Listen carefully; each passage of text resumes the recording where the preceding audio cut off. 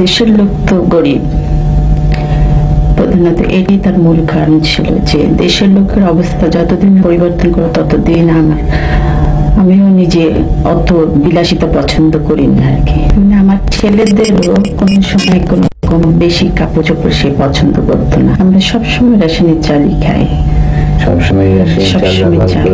মায়না যা পেতেন সত্যি কথা বলতেন না, মায়না ছিল বোধহয় পে স্লিপ যা আসতো আর কি 2200 বোধহয়, উনি 10% আবার দিয়ে দিতেন। তো তার মধ্যে থেকে আমাকে সে 2000 টাকা দিত, ওর মধ্যেই আমার সংসার চালাতে হতো। মানে আমার ছেলেদেরও কোনো সময় কোনো রকম বেশি কাপড় চোপড় সে পছন্দ করতো না।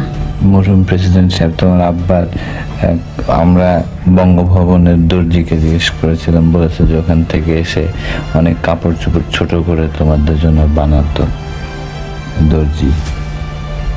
এরকম কিছু মনে আছে তোমাদের? আমার এই শার্টটাই আব্বুর ছিল আগে, এটাই বানিয়ে দিয়েছে। তোমার মনে আছে কোকো এরকম কোন? আমার দুটো প্যান্ট ছোট করে বানিয়ে দিয়েছে। তোমার আব্বার প্যান্ট ছোট করে বানিয়ে দিয়েছে।